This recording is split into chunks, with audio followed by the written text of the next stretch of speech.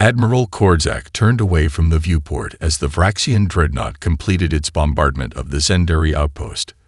The planet below, once designated KX 379, now simply Target 5632, erupted in geothermal upheaval as the specialized penetrator rounds reached its core. Another victory, another worthless rock claimed in the name of the eternal Vraxian Imperium. Status report, Korzak demanded, his voice modulator emphasizing each syllable with mechanical precision. Strategic Officer Mrev's ocular implants flickered with data streams. Zendari presence eliminated with 99.87% certainty. Admiral. Planetary resources secured. Minimal fleet casualties. 6 destroyers lost. 4 capital ships damaged. Well within acceptable parameters. Korzak nodded. 6 destroyers meant approximately 4,000 Vraxian lives. An expected expenditure. Begin resource extraction and proceed to the Caridian sector. As the command was relayed through the neural network connecting the fleet, Korzak retreated to his private chamber. The metallic walls, designed to block all transmissions, sealed with a pneumatic hiss. Only here, away from the ever-present surveillance, did he remove his command interface, the neural crown that linked him to the fleet consciousness. His thoughts became his own again, and with that privacy came the doubt. 6,000 years. He had reviewed the historical archives personally, studied every major engagement since the Great Conflict began.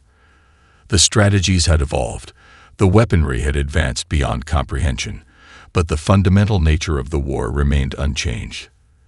The Zendari expanded. The Vraxians countered. The Vraxians advanced. The Zendari adapted.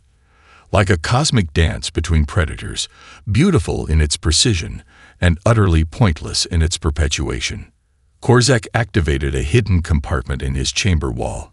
Inside lay a forbidden artifact, a Zendari communication device recovered from a diplomatic vessel destroyed in the early days of the conflict.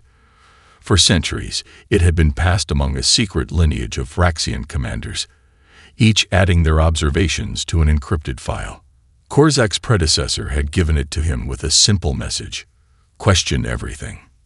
The device contained communications suggesting a fundamental misunderstanding had occurred during first contact, but the evidence was fragmentary, corrupted by time and radiation. Without the corresponding Zendari archives, it was impossible to verify, and to suggest such a thing openly would be treason of the highest order. The war defined Vraxian society.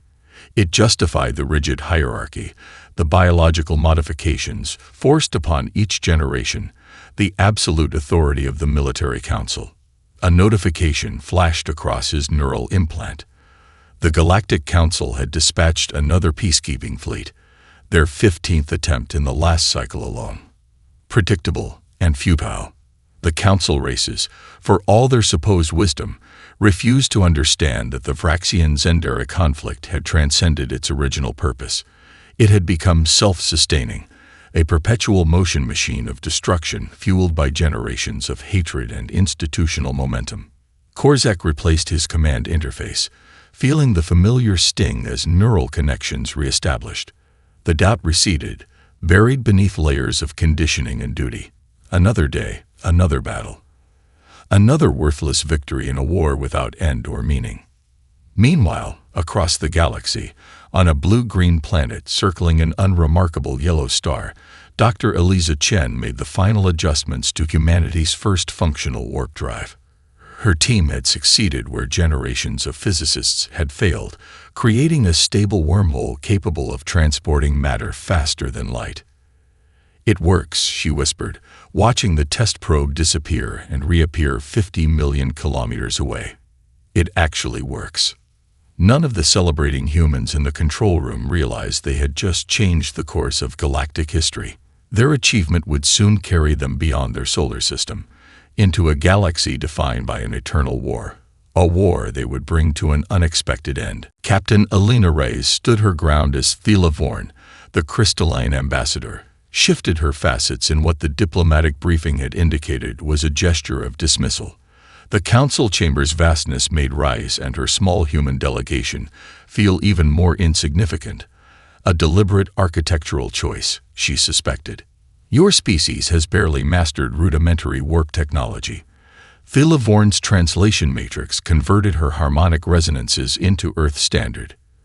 Yet you presume to address matters beyond your comprehension. Rice felt her crew tense behind her. Lieutenant Commander Jackson, her XO, had warned her about appearing too assertive. The Galactic Council valued decorum and hierarchical respect above all else. But Reyes hadn't become the youngest captain in Earth's fledgling stellar navy by following conventional wisdom. With respect, Ambassador, Reyes replied, sometimes fresh perspectives have value precisely because they aren't burdened by established thinking. A ripple of harmonic tones, the alien equivalent of murmuring, spread through the 200 assembled representatives. Most species present had evolved over millions of years, their civilizations ancient before humans had discovered fire. The Vorthalian delegation, resembling massive tentacled brains suspended in nutrient tanks, actually disconnected their translation feeds in apparent disgust. Counselor XR, a methane-breathing entity whose environment suit gave him the appearance of a walking silver pillar, leaned forward. Captain Rice, your enthusiasm is quaint, but the Vraxian-Zendara conflict has been analyzed by our greatest minds for millennia. We have run 67 trillion strategic simulations. We have attempted direct intervention 14 times, losing irreplaceable lives and resources. The conflict is, mathematically speaking, a constant. Reyes nodded respectfully, then gestured to her science officer. Dr. Patel, please display the historical intervention attempts. The holographic display showed 14 nearly identical approaches, all military, all focused on creating buffer zones, all attempting to physically separate the warring factions. Counselors, on Earth we have a saying. The definition of insanity is doing the same thing repeatedly and expecting different results. Ray stepped forward, her voice firm. In 6,000 years, every intervention has followed the same template. Has anyone attempted cultural exchange, civilian outreach, economic incentives for peace? Such approaches would be inefficient, stated the representative from the Logical Concordance, their voice perfectly monotone. Military force is the only language these species understand. Have you asked them? Rice challenged. The chamber fell silent. Has anyone actually spoken to their civilians, their artists, their teachers, their merchants? Has anyone investigated why they're still fighting after all this time? Ambassador Thilavorn's crystalline structure darkened, a sign of irritation. Captain, you fail to grasp the fundamentals. Both species have evolved specifically for this conflict. Their neural pathways are conditioned for warfare from gestation. Their economies are entirely militarized. There is no civilian perspective to consult. Dr. Patel cleared her throat. Actually, Ambassador, our analysis of communication traffic indicates otherwise. We've detected encrypted channels that appear to be non-military in nature. There are signs of underground civilian networks on both sides. The council erupted in dismissive chatter until Reyes slammed her hand on the ancient table, a shocking breach of protocol that instantly silenced the chamber. We request access to the complete historical records of first contact between these species, she said, her voice cutting through the silence, and permission to attempt diplomatic contact with non-military elements of both societies. Suicide, whispered one delegate. Naivety, said another. But Counselor XR Thol studied the humans with his environment suit's sensory array. After a moment, he raised a manipulator appendage. The request is granted, he announced, surprising everyone. If only to finally demonstrate the futility of alternative approaches. The humans may make their attempt. As the council session adjourned, Thilavorn approached Reyes privately. Your species' tendency toward self-destruction is remarkable, the crystalline being observed. I will begin preparing the customary memorial statements for your inevitable deaths. Diplomat Marcus Chen sat cross-legged in his quarters aboard the Serenity, deep in meditation. The ship's gentle hum provided a steady focal point as he centered himself. After 20 years negotiating Earth's most intractable conflicts, from the Amazon resource wars to the Arctic sovereignty crisis, he had developed this pre-mission ritual. Today, however, the stakes were unprecedented. A chime interrupted his concentration. "Marcus, we're approaching the neutral zone." Dr. Amara King's voice came through the comm. "Thought you'd want to see this." Chen found the team gathered on the bridge, staring at the main view screen. Before them stretched a graveyard of derelict ships extending beyond visual range, the remnants of 14 failed Galactic Council peacekeeping missions. "Charming welcoming committee," remarked Dr. Eliza Novak, the team's psychologist. Her dark humor masked the anxiety Chen could see in her eyes. "Both sides preserve this debris field intentionally," said Professor Takumi Hideo, their historian. "It serves as a warning to potential intermediaries." Chen studied the tactical display.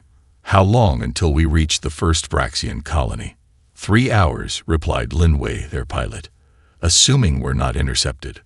"We will be," Chen said calmly. "That's part of the plan." The human approach was radically different from previous intervention attempts. Instead of imposing the solution through force or presenting themselves as superior arbiters, they were positioning themselves as curious students of both cultures. Their first broadcast, already transmitted on frequencies monitored by both empires, explicitly stated they sought to understand, not judge. Dr. King, their linguist, had carefully crafted the message to avoid triggering the defensive algorithms both species use to filter external communications. "We've received responses," she announced, examining her console. "Multiple signals from non-military sources within both empires. Any from official channels?"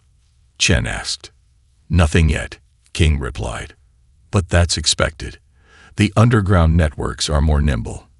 Military command structures will take longer to decide how to respond to our unorthodox approach." Chen nodded and addressed the team. "Remember our primary objective. We're not here to broker peace immediately.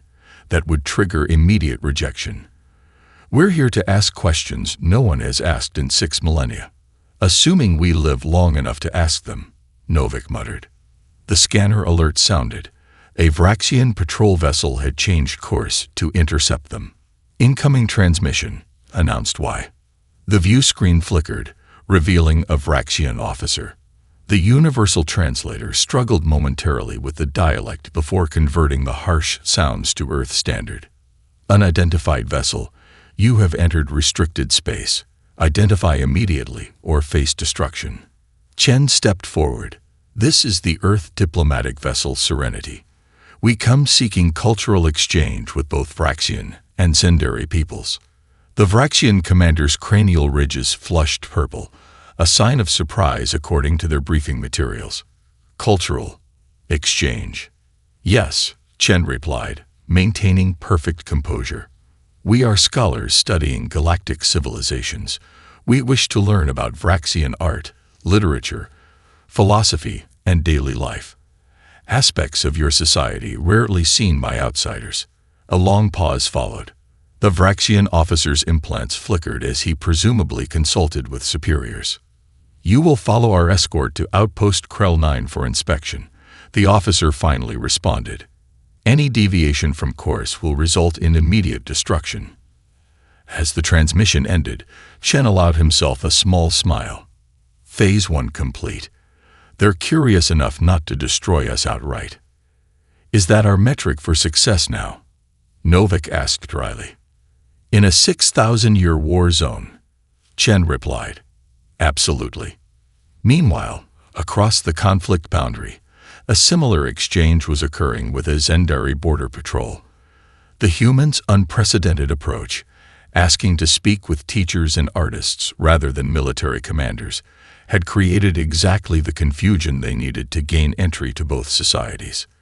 The real work was about to begin. The meeting chamber, hastily established in an abandoned mining facility in the radiation-blasted neutral zone, hummed with tension. Chen had selected this location carefully, a place technically owned by neither empire, yet accessible to both. Security scanners swept the room continuously, searching for weapons or surveillance devices. 5 Vraxian civilians sat rigidly on one side of the circular table. Opposite them, 4 Zendari representatives maintained a careful distance. Neither group looked directly at their ancestral enemies. The humans occupied the space between, serving as both buffer and bridge. "Thank you all for the immense courage it took to come here today," Chen began, his voice calm and measured. "Your presence honors us and gives hope to billions." Neravos, a Zendari language specialist with mottled blue skin and large, multifaceted eyes, was the first to speak. "I risked execution to attend this meeting. My colleagues and I must know, what evidence have you found that justifies such risk?" Dr. King activated the holographic display at the center of the table. "We've spent weeks analyzing pre-war communications archives provided by underground networks on both worlds. What we found was illuminating." The display showed original communication transcripts from the first contact between the species, recovered from deep archives thought purged millennia ago. As the linguistic analysis appeared, a palpable shift occurred in the room. "This cannot be accurate," stated Vraxian scholar Tev Kor, his voice modulator struggling to maintain its formal tone. "You suggest our entire civilization has fought for 6,000 years because of a translation error." "Not just any error," Dr. King explained. "A catastrophic cascade of misunderstandings at a critical moment of first contact between 2 proud civilizations." The display highlighted the critical exchange. The Vraxian greeting, "We extend our territory to encompass your greatness," carried ritual significance in their culture, an offer of respect and inclusion. But the early translation matrix had rendered it to the Zendari as "we will expand until your greatness is extinguished," a genocidal threat. Similarly, the formal Zendari response, "We stand ready to receive your cultural delegation," was a traditional welcome. Yet the Vraxians received the translation, "We are mobilized to repel your invasion force," a declaration of war. Elderly Zendari scholar Vextan collapsed in his seat, trembling. 60 centuries of death, because of words. "That's impossible," objected a younger Vraxian, her military-grade implants flashing with agitation. "Our historical records clearly document Zendari aggression, as do ours regarding Vraxian aggression," countered a Zendari engineer. "Our historical narratives are precisely opposite." Professor Hideo stepped forward. "Both empires control information tightly. Historical records were altered as the war progressed to reinforce the narrative of righteous defense. This is not unique to your species. Humans have done the same throughout our history." Silence fell as the implications sank in.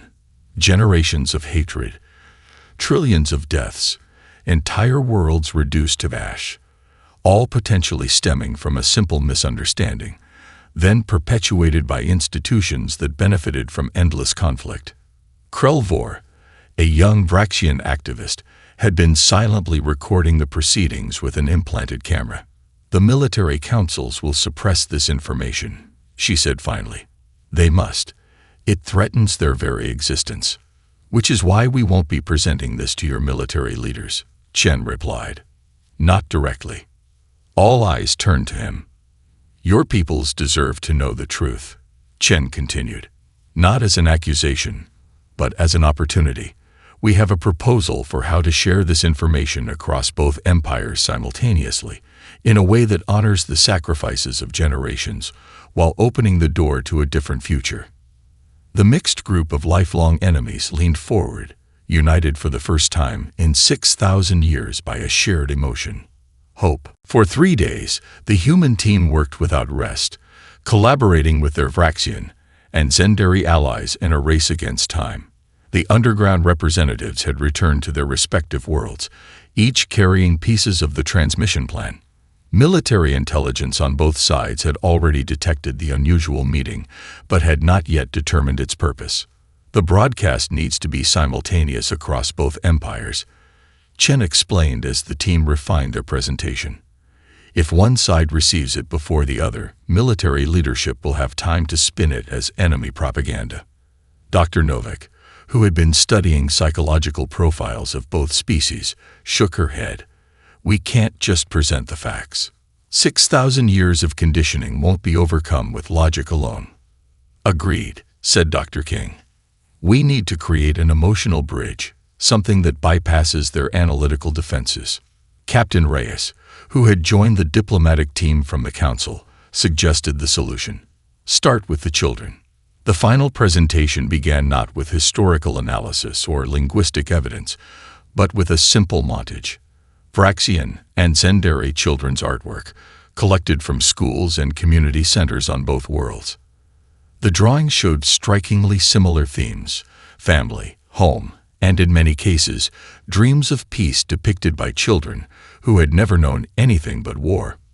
Perfect, Chen nodded as they reviewed the sequence.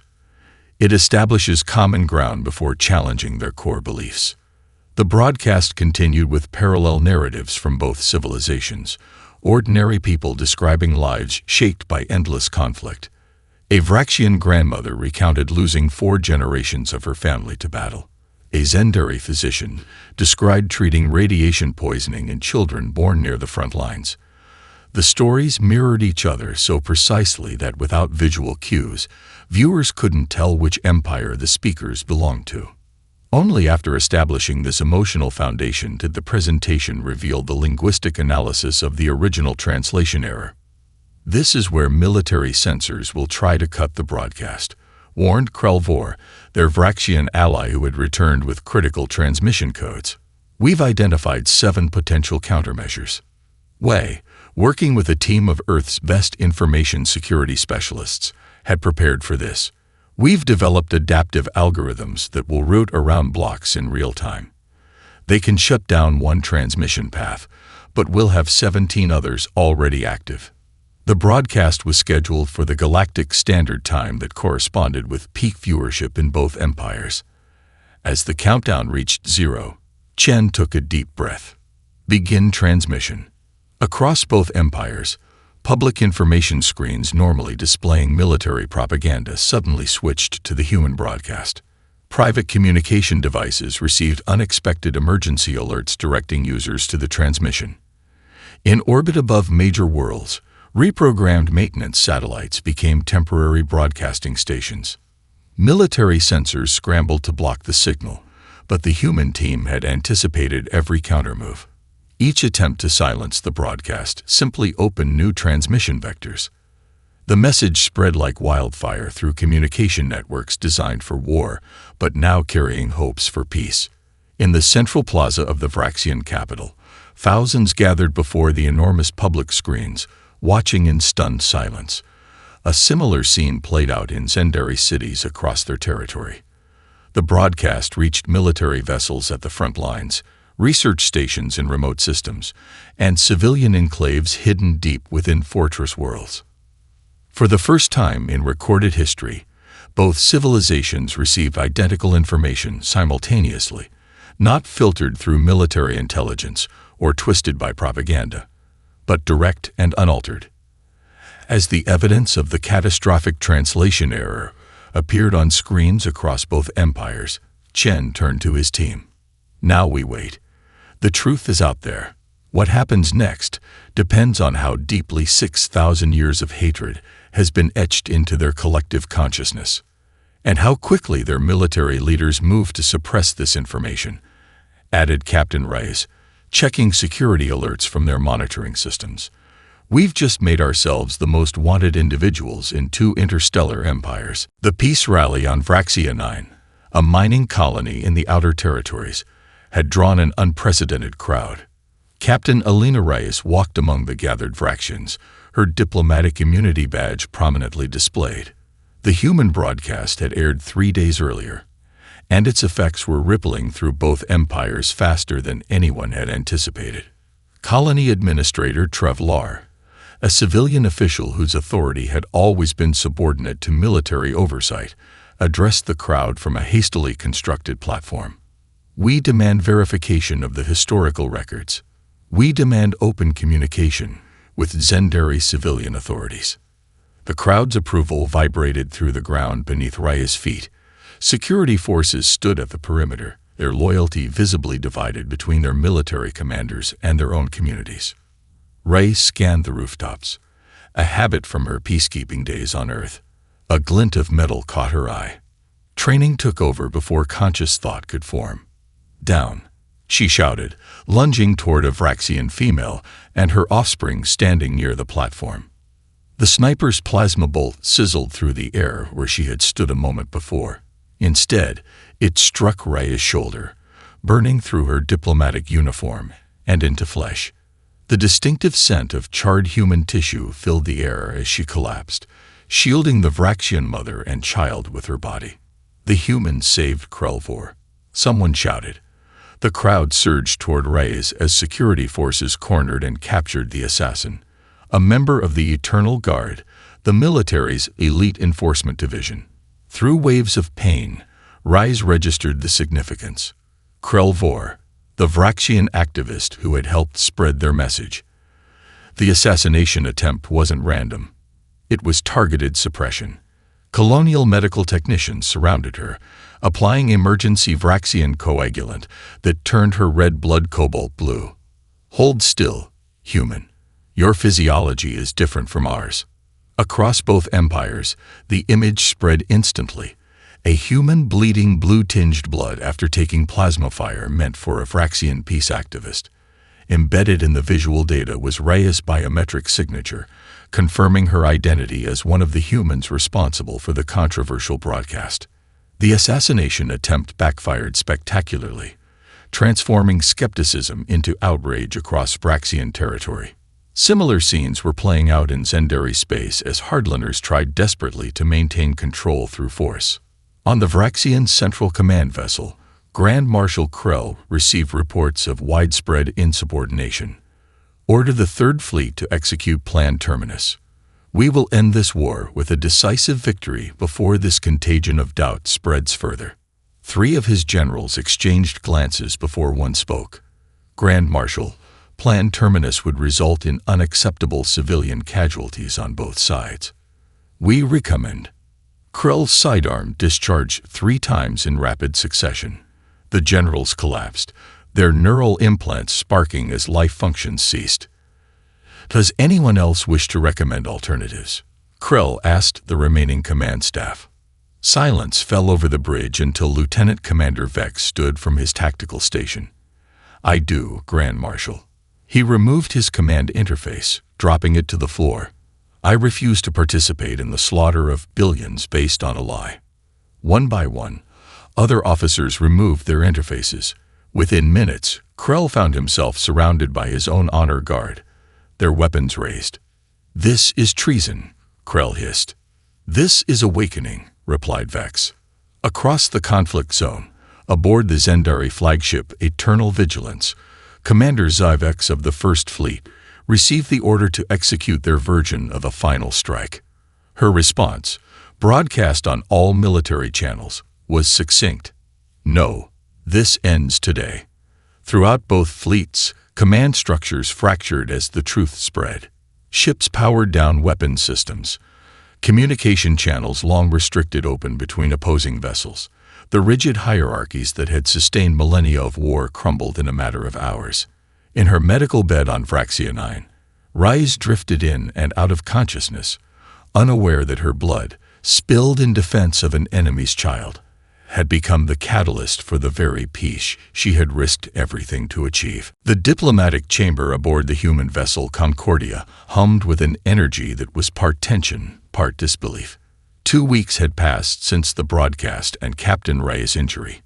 A hastily arranged meeting, the first official diplomatic exchange between Vraxian and Zendari representatives in 6 millennia, was about to begin. Marcus Chen had prepared meticulously for this moment. Every detail of the chamber had been considered, from the temperature set precisely between Vraxian and Zendari comfort levels to the lighting calibrated to show both species in their most dignified appearance. The table itself was crafted from earth oak rather than the sterile metal both species associated with military settings. "They're arriving," Dr. King announced, monitoring the docking procedures. Chen straightened his formal diplomatic attire. Remember, we are witnesses, not mediators. This is their moment. The Vraxian delegation entered first, led by Acting High Commander Vex, who had overthrown Grand Marshal Krell. Behind him came civilian leaders whose authority had been subordinate to military rule for thousands of years. They wore traditional attire not seen in public for generations, a deliberate rejection of militaristic appearance. From the opposite entrance, the Zendari representatives arrived, headed by Commander Zavex. Her decision to broadcast her refusal of final strike orders had catalyzed similar actions throughout the Zendari fleet. Accompanying her were philosophers and civic administrators whose existence had been classified as military secrets. Both delegations paused at the sight of each other. 6,000 years of conditioning couldn't be overcome instantly. Chen stepped forward into the charged silence. Honored representatives of the Vraxian and Zendari peoples, I welcome you aboard Concordia. He gestured to the circular table. Please join us. The delegations took their seats, maintaining careful distance. Chen remained standing. Before we begin formal discussions, I wish to share a story from our world's history. All eyes turned to him. In the year 1914, during a brutal conflict called World War I, something remarkable happened. On Christmas Day, soldiers from opposing sides spontaneously ceased fighting. They emerged from their trenches, met in the battlefield, and for a brief time, became friends, sharing food, playing games, exchanging gifts.